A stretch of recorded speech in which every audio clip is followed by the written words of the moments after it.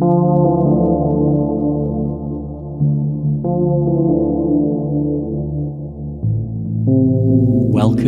to Nature Therapy Online.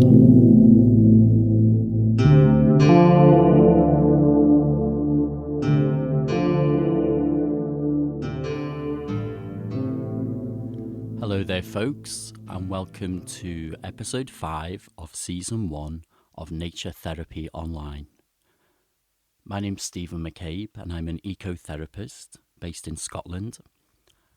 I'm sat here in my attic with my whippet, Euro. He's lying next to me on the sofa as I record, and my cat, Kathy, is just across from me, underneath a huge monstera plant, which seems to be taking over the entire house, I have to say. It's almost as big as me now. Every time I come up, there are extra leaves that are bigger than my head, frankly. So it's beautiful. I keep thinking about how much oxygen we're actually getting when we're sitting up in this room from this one plant. So leading on from that, actually, today I wanted to share some thoughts about not just trees in general, and to maybe talk about a way that you can connect with trees as a really powerful nature therapy task. But also, I guess, to talk a little bit more about where I come from in ecotherapy and how I came to this, because something that's occurred to me recently is I guess there's an assumption that if you enjoy being in nature and you share it with people to the degree that I do, then you must know a lot about nature. And, I can't speak for other nature therapists because we all come from different backgrounds, and that's one of the beauties of it. There's a lot of angles where people's interest grow in this area. And for me, I spent most of my life not paying any attention to nature whatsoever. From when I was a child, I loved nature. I really did. I was the geeky kid who just loved wildlife, who went out into the park with a little notebook and pen to see what I could find. But somehow I lost all of that when I became a teenager, and then really didn't connect with it until about 4 years ago, in my late 30s.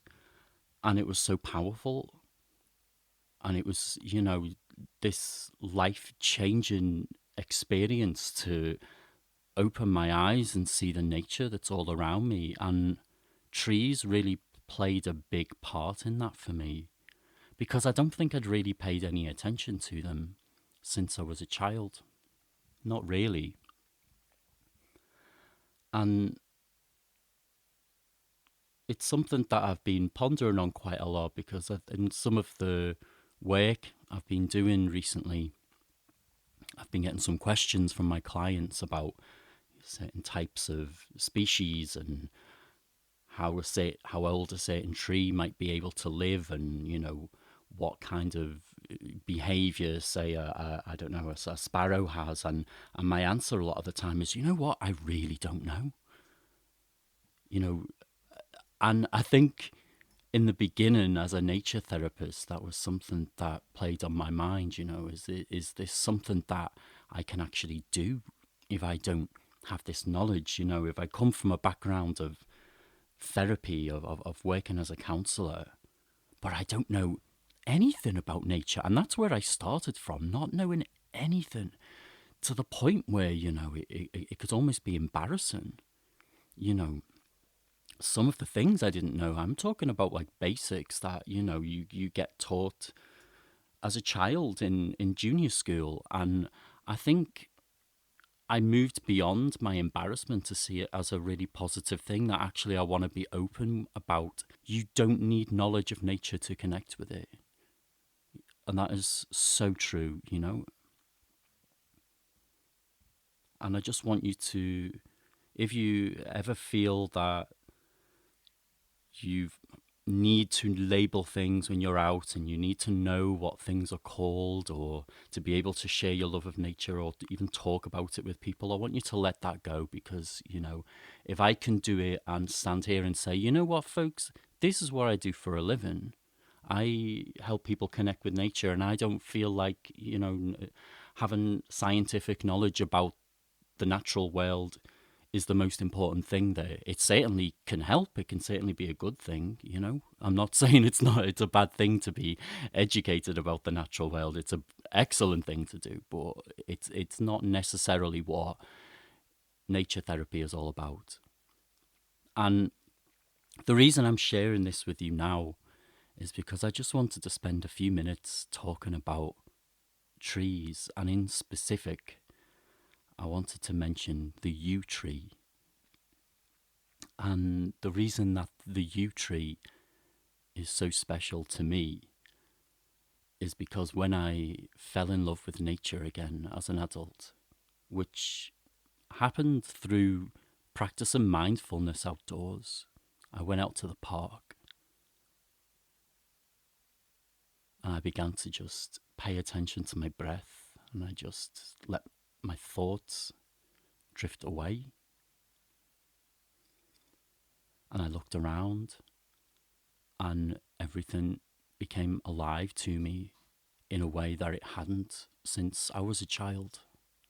I felt like I just stepped from one zone into another. I felt like I'd stepped into another dimension almost. And that is the power for me of opening your eyes and seeing what's around, but really seeing it. It can be almost like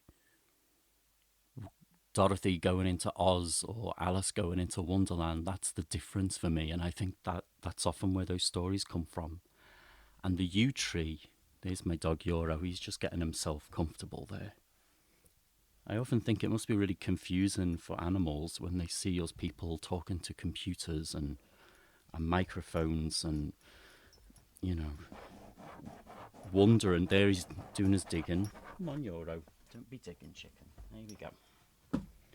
Wondering why we're doing all this talking, and where all this emotion in our voice is coming from. I think it must be very strange for them. So I try to give them credit when they get my attention like this way. I think he's trying to say to me, do you know what, love? Maybe you need to take some medication. But I don't, love. I'm just recording my podcast, okay? There we go. He's settled now. So I was talking about yew trees, and when I had this experience, I just remember walking around and looking at trees as these incredible things. They are just reaching into the sky, just reaching up all around us. They're everywhere.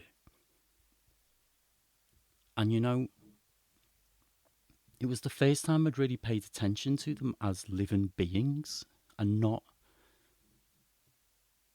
this inconvenient object or just something that's there, of seeing the branches moving and seeing the leaves and thinking how they just grow, all this effort and energy that it takes to grow. It was like a part of the world just opened to me that had been closed. I could see all this aliveness and all this life, and I could actually physically feel this energy from them.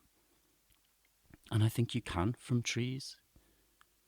If you stand close enough and you give them your attention and you focus with your senses. And a yew tree holds a really special place in my heart because I decided at that point, I want to know a little bit more about trees.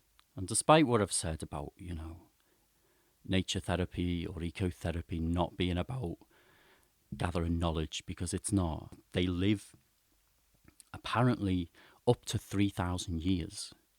3,000 years.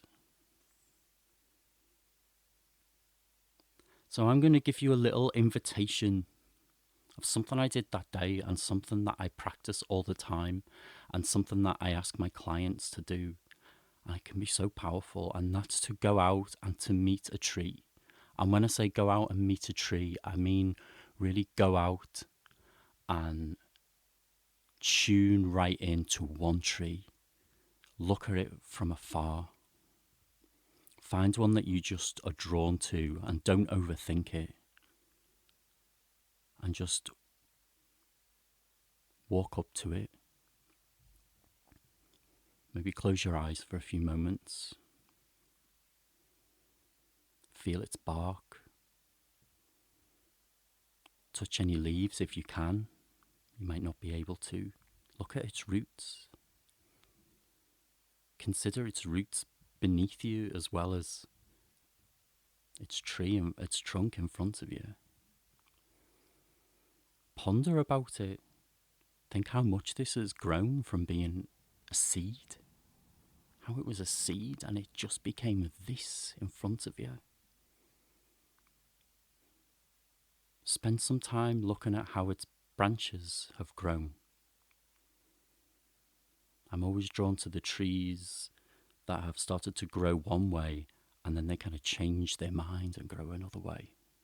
I may have mentioned that before on my podcast, but it's a little thing I relate to in life. And I wonder if you can find some meaning in how the tree that you find grows. How do you relate to this tree? Do you relate to this tree? And just spend some time with it. It can be a really healing experience to be amongst this other life whose experience of life is so different to ours that it's hard to fathom, and yet we do share some DNA. So that's what I want you to do this week. I want you to really meet a tree, and I want you to see it as this being that's reaching up to the sky. And that's it for this episode of Nature Therapy Online. I want to let you know that I've written a book about nature therapy. It's free on my website. It's called Nature Therapy for Everyone. It's an ebook. You can download it as a PDF, or you can also download it as in an EPUB format. Totally free. Just go on my website and it's there. That's at naturetherapyonline.net.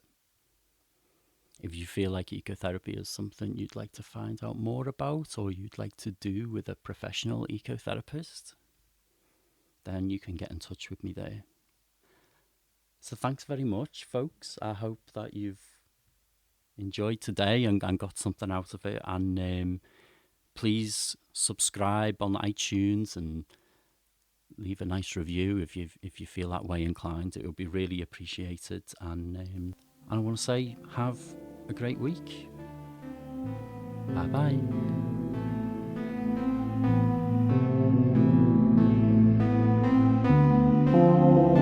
Visit me online at naturetherapyonline.net.